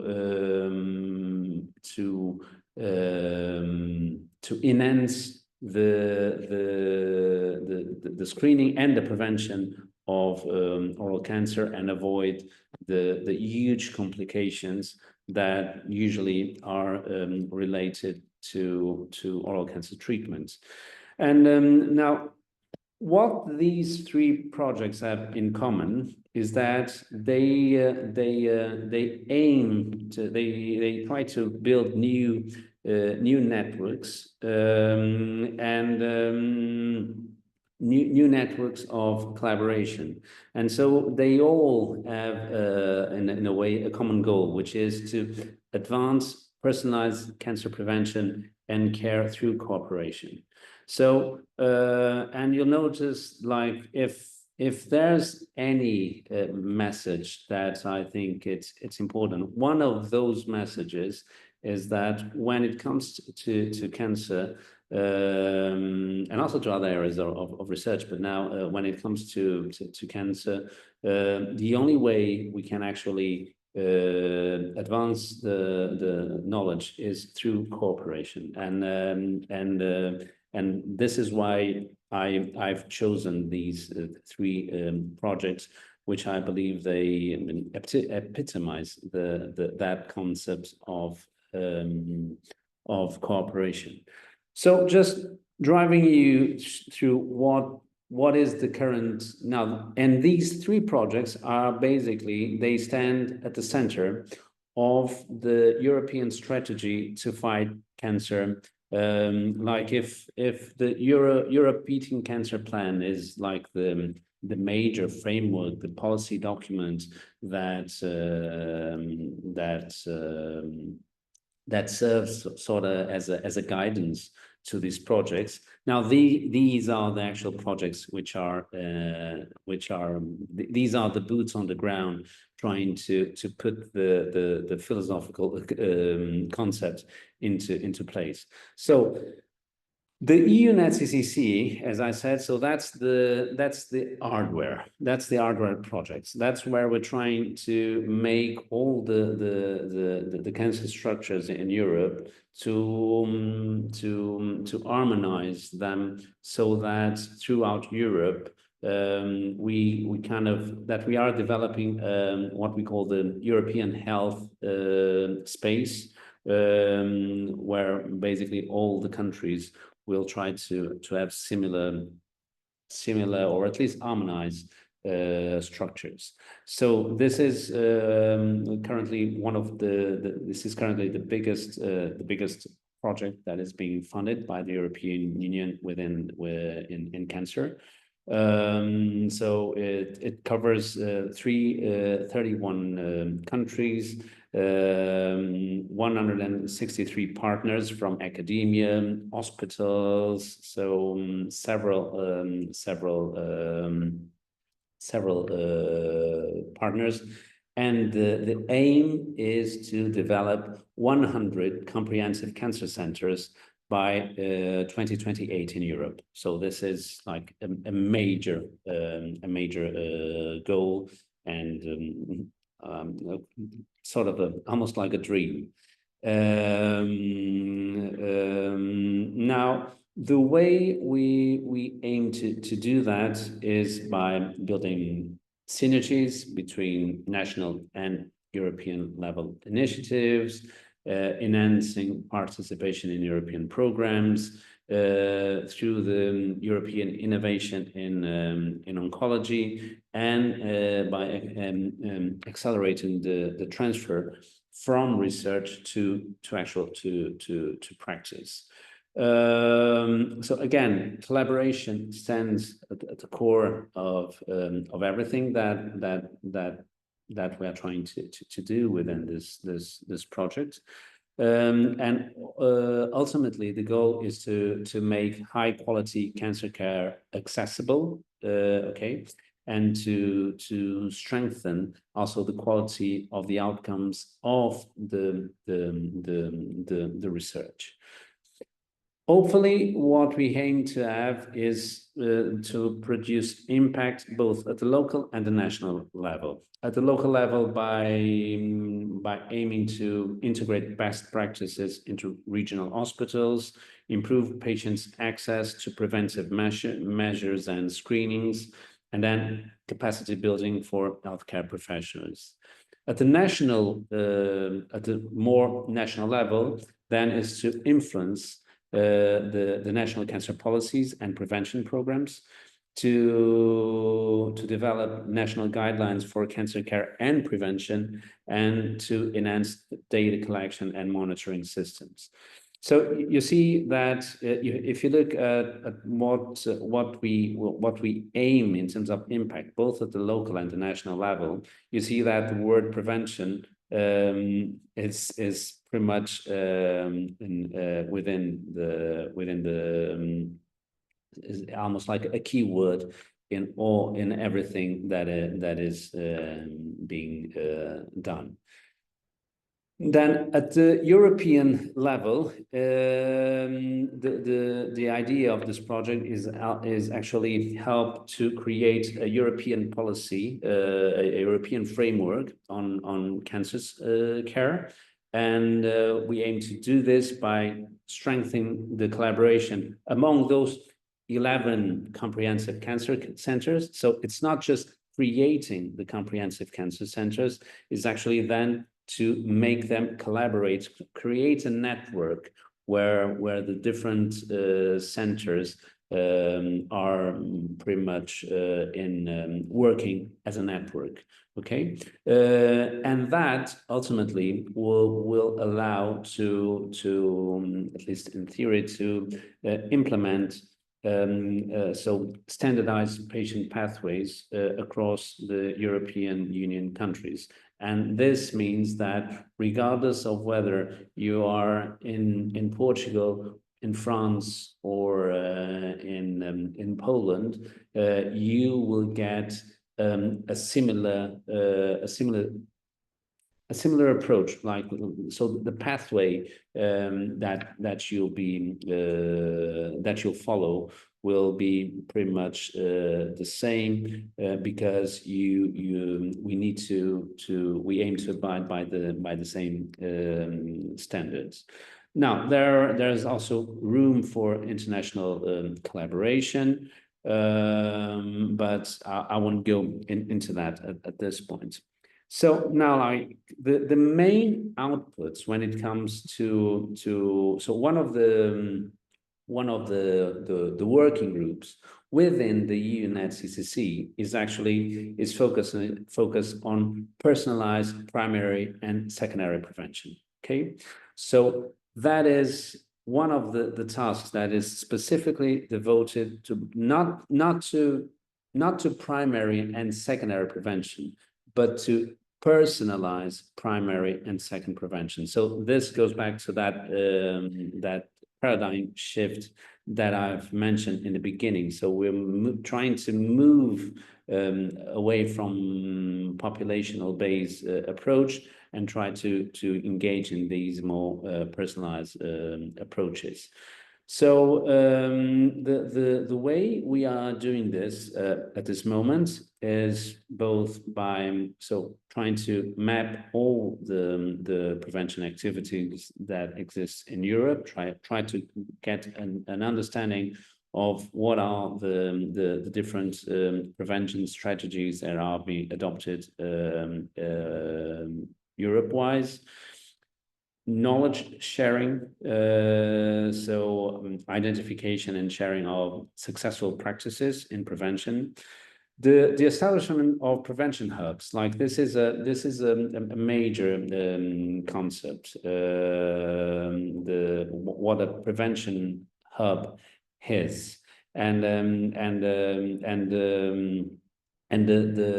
the prevention hubs, as they are being developed, they aim to focus again not just in the hereditary genetic aspects of cancer, but also on the more general contextual aspects of the patients, like I've presented in that scheme from that project Profits. Then localized strategies, so guidelines tailored to local context, because we know that, like, and this is even more this is self-evident in the case of Europe. So Europe is very, there's a huge diversity within Europe. So it's not just about creating the guidelines, it's then to adapt those guidelines to local and sometimes even national contexts that result from how the healthcare systems are organized and so on. And then engage in exchange programs, training programs. Let's say there's colorectal cancer program, a breast cancer prevention or screening program in Portugal, and there's one in France. So let's do some training, let's do some pairing and learn from each other's approaches, so that like if there's a country who's being successful in their prostate cancer screening policy, maybe I can learn from that and try to implement that in my country. So these collaborations between cancer centers is something that is being targeted within the EUNet CCC. Okay.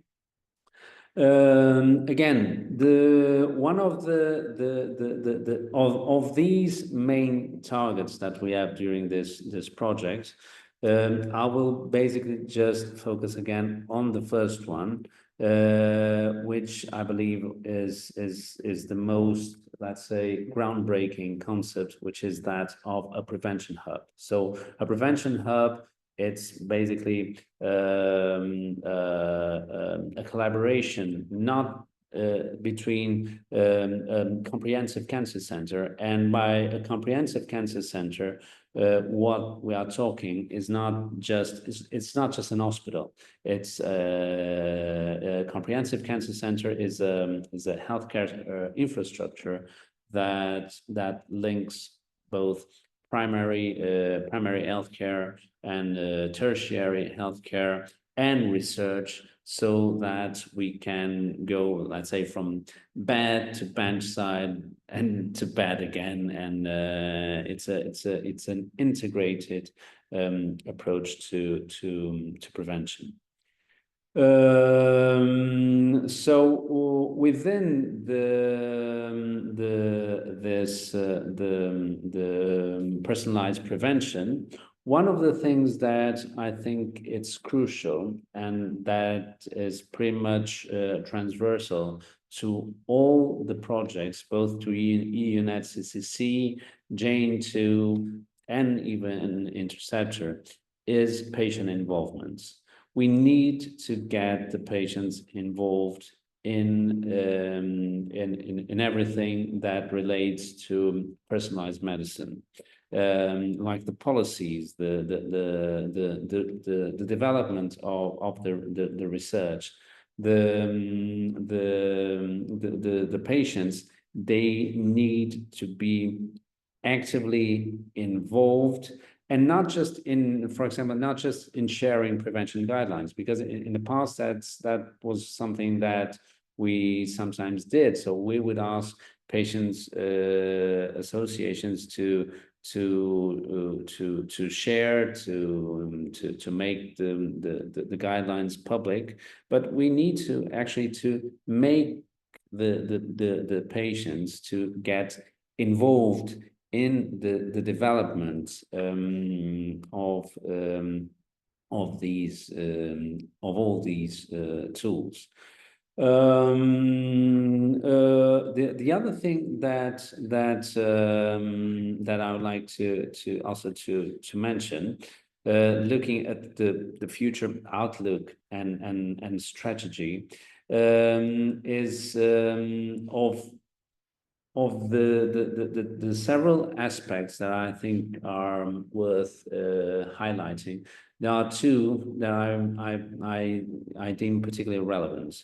One is the scaling up of successful interventions.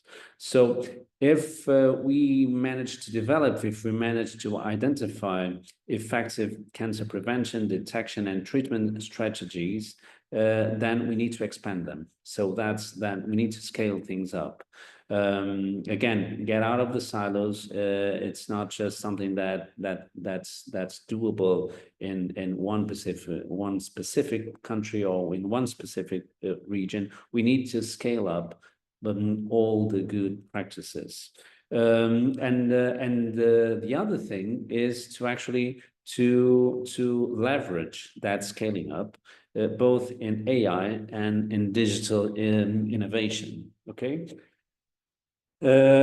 Because the artificial intelligence will allow us to make sense and in a much easier and fast way of the huge amount of data that we are collecting, and at the same time the digital innovations. So by developing, whether it is wearables, whether we're talking about more less invasive approaches to diagnosis, that those are the sort of things that will allow us to scale up these successful interventions.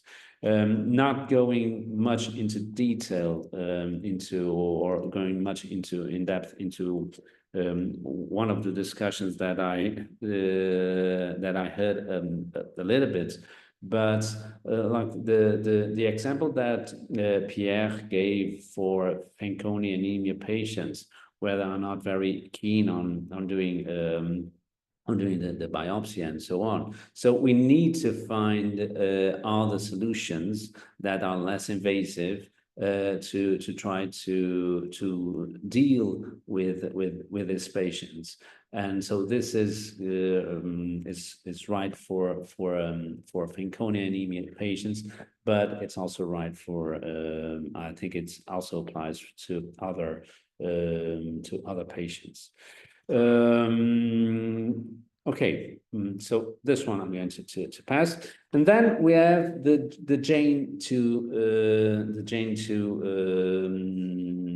joint action, Jane 2. So this one is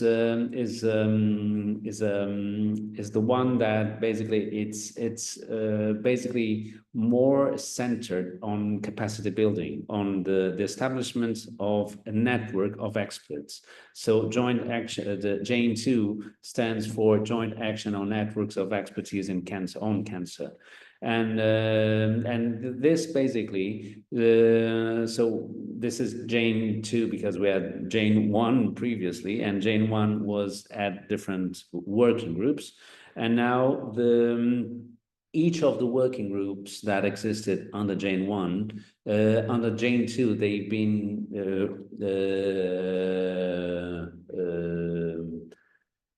they've been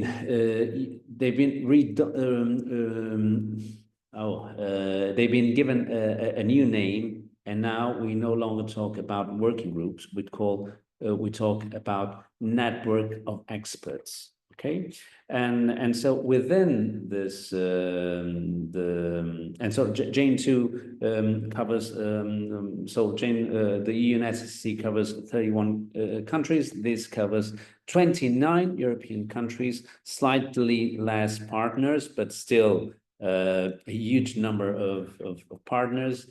And the entire joint action has it has 7 networks of expertise. Of those networks of expertise, I'm happy to be and I'm honored to be involved in the network of expertise in personalized prevention. Okay, which is why I chose the topic of personalized approaches to cancer. Within the personalized prevention, so we have like 5 main core groups.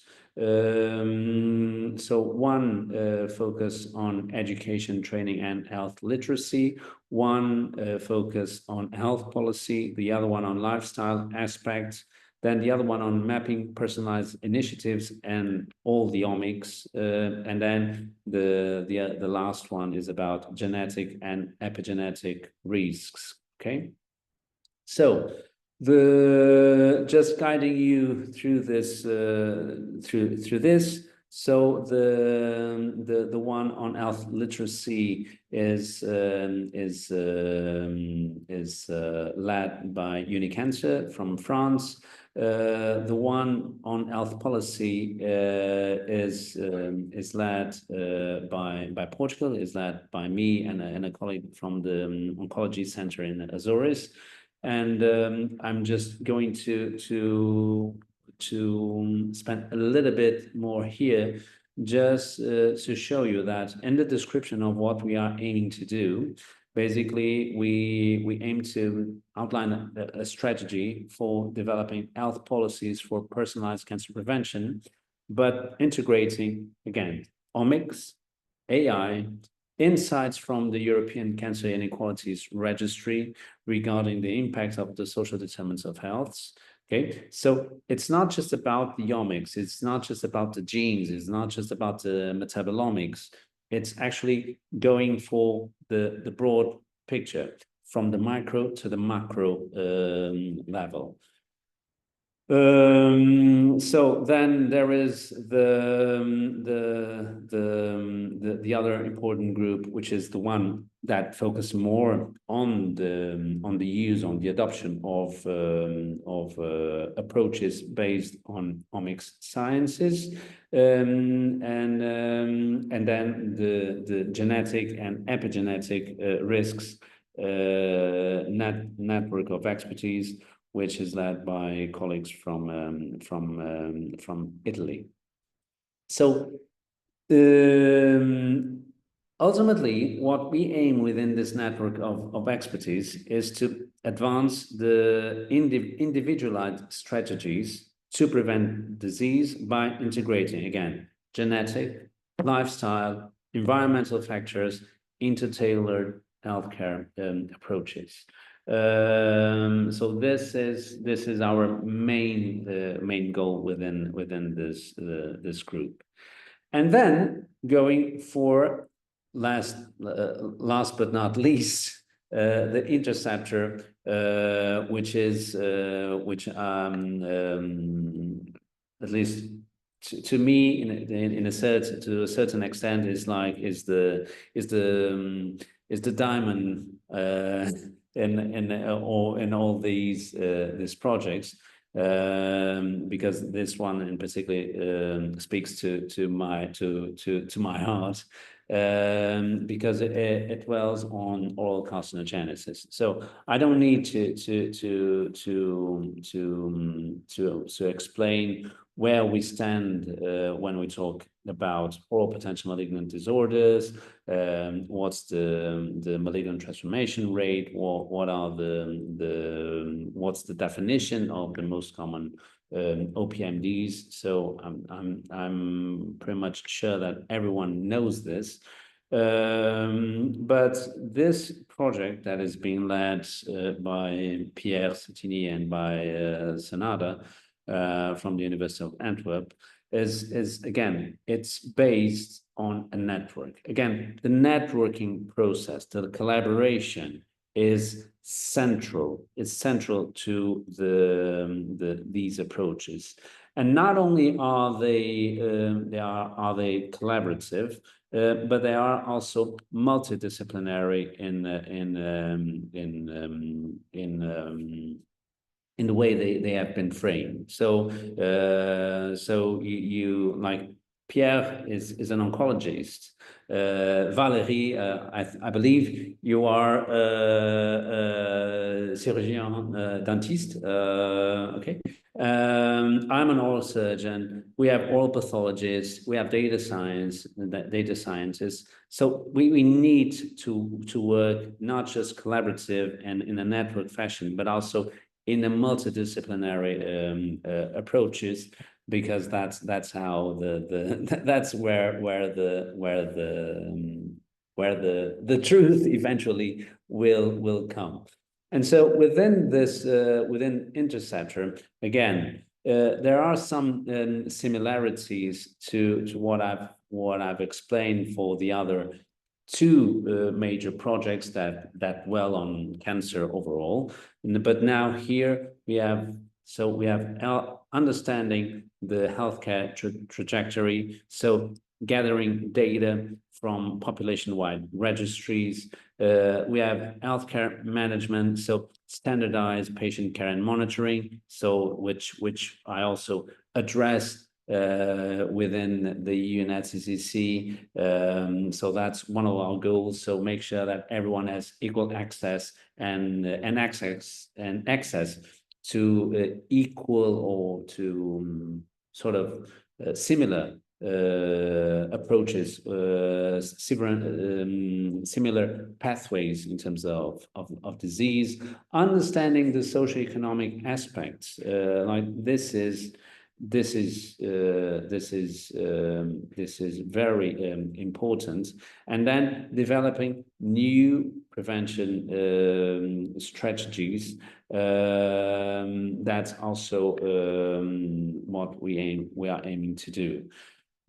So this is so far we had two very successful meetings. One in Antwerp. The last one was last year in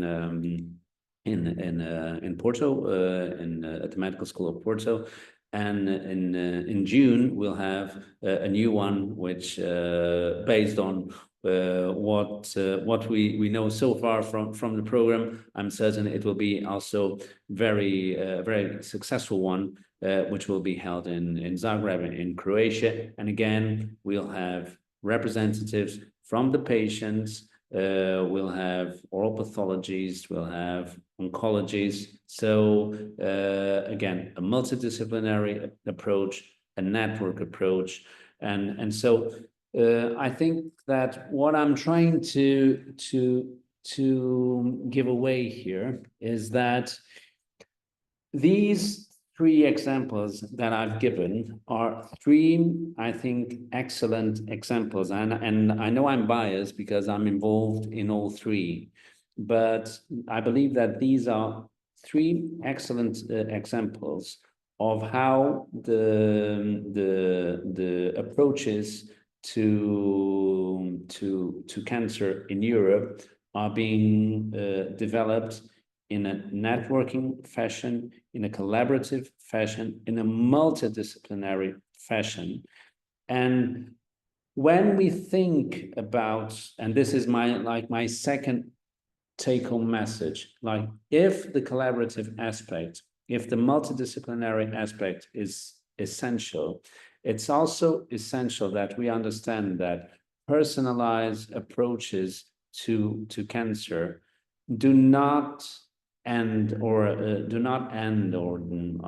are not specific of the omics or the genomics, the epigenomics, or whatever. That's a very important aspect, but it also relates to how the healthcare systems are designed, how our access is made, because it's not the same thing. And now I'm talking to colleagues from Iran. I'm certain that it's not the same thing to live in Tehran or to live in some rural area in Iran. The kind of care that you get is not the same. And it's not the same, not because in Iran, it's not the same because it's not the same in any country when you compare urban areas with rural areas. When you compare the big cities where you have major comprehensive cancer centers and in other settings that rely heavily on primary care physicians or primary care settings, okay? So in a nutshell, this is what I would like to put on the table, and I'm open to whatever questions you may have. I think I tried to keep up with time. Sorry. Great, fascinating presentation. Please let me add another take-home message to your presentation, that I believe that all policymakers in the field of cancer, especially authorities, must, I would like to emphasize that must attend your presentation and attend this meeting.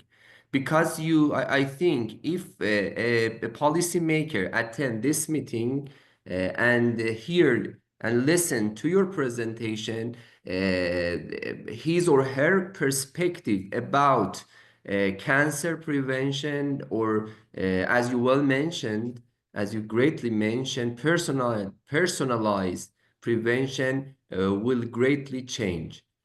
Thank you very much, Rui, for your unbelievably great and influential presentation. And I would like to ask you to share your PowerPoint with me, and I would like to use it to convince the policymakers that this is the way that you cope with the cancer and cancer management, and patients or people are who are at risk for cancer, progression. Thank you very much. And I think we have time for one question, and I would like to ask if there is any question from the audience. Mani, Valérie, Dorsa, do you have any question? I have, to be honest, I have several questions, and I would like to discuss with you for several hours. But because of time shortage, I will postpone it to another appropriate time. Any question? Okay, let me ask one question. You will establish and well-designed EU net comprehensive cancer care. And you well mentioned that the preparing guidelines is not the main step. The second step, probably the most important step, is adaptation of the guidelines to the national and local needs. Do you have any personal experience about it? Because I'm thinking that this is our problems in Iran. We we see and we download or find guidelines how to prevent cancer, how to manage cancer, especially oral cancer in my field.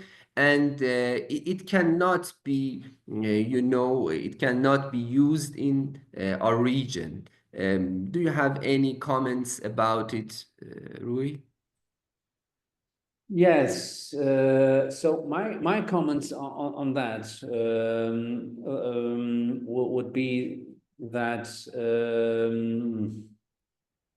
the guidelines, they are basically they are designed. The problem sometimes with the guidelines is that they are designed by a group of experts that are not necessarily representative from worldwide. Okay.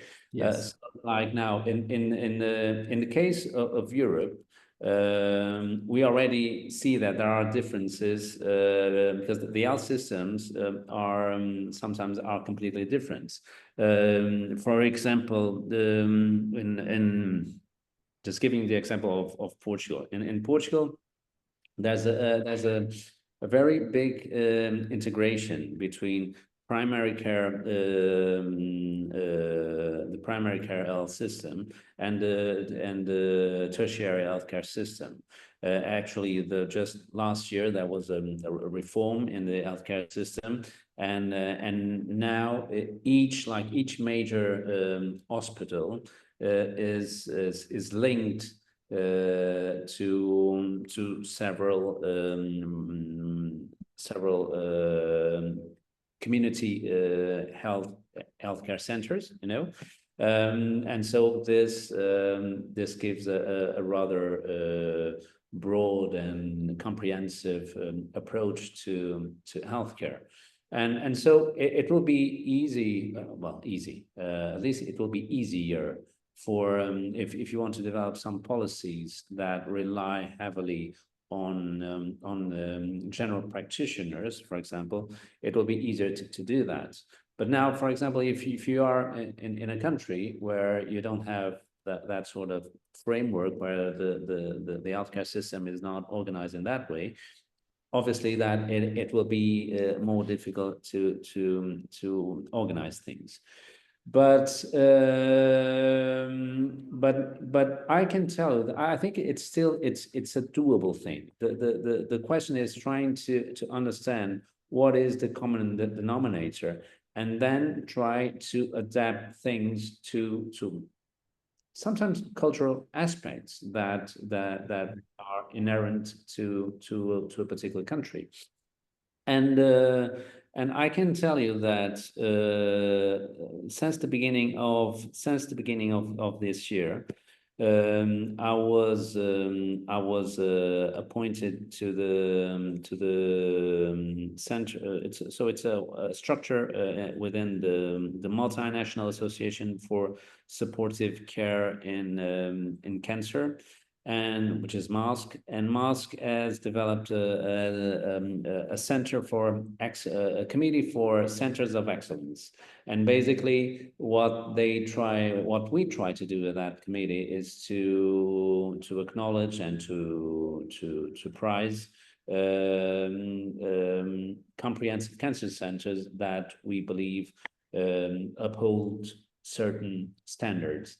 And that's a multinational association, and I can tell you that since I've been there, and this is like since this year, so 4 months, we had applications from Dubai, we had applications from Brazil, and we had applications from Lebanon,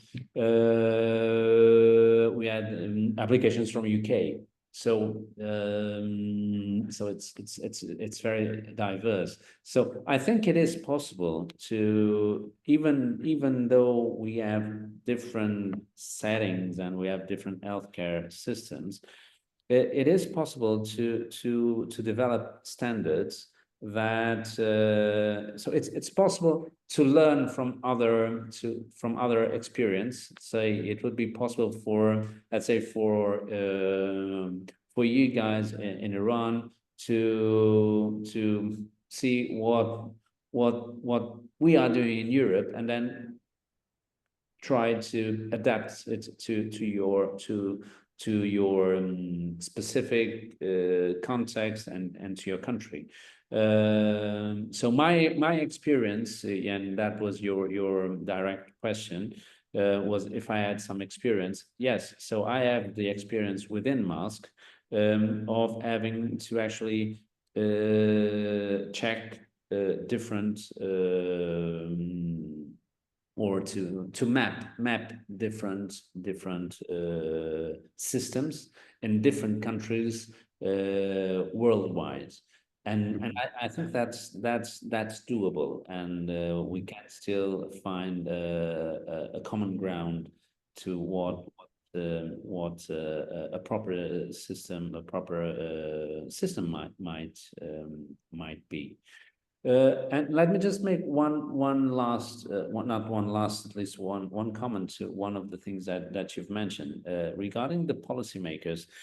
Let me tell you a story, which is when we are now in the process of actually mapping the policies in the countries, and there was a point where we were talking, who are we going to talk? So who are the policymakers? And initially, some people were saying the politicians, and I said, no, we're not going to go for the politicians, because the politicians know nothing about healthcare. So what we need to do, so we decided to go, we're going for the patients, because those are the ones who actually have to go to the hospital. They suffer the diseases, they have to undergo treatment. And then we need to go to the people who are on the ground. We need to talk to the people, like for us, the important thing is talk to the guy or to the lady who is leading a hospital. Who is leading the hospital? The person who is leading the oncology department. The people who have the boots on the ground, those are the people who really know what is working or what is not working, and those should be the ones informing the policies. The politicians, if they eventually will do, we hope so, the right thing. But we don't go for the politicians for the knowledge. We are the scientists. We have the knowledge, so we need to provide the knowledge so that they can do informed decisions. But it's our responsibilities as scientists and as doctors to do that. Great, impressive comments. Thank you very much again for your time and knowledge, Professor Rui. And I think we don't have Valérie and Pierre now. However, I would like to ask Dorsa to share certificates of appreciation on behalf of Tehran University of Medical Sciences. Thank you, Marine, for arranging and scheduling all program. And I would like to thank again Marine, Antonella, Zara, Senada, and Natalie, and also my colleagues in Tehran. Yes, this is for Valérie. I will send it to you, Marine. And the next one, please, for Professor Rui. He's our visiting professor at the moment, and please stay with us, Rui. It's a great honor for us to have you at our university. And Professor Pierre, he kindly supported us for this session. Thank you again. Thank you very much for being with us, and I hope it would be insightful and informative for all of the participants. Thank you very much. Have a great day. Bye. Bye bye. Thank you, bye. Have a great day.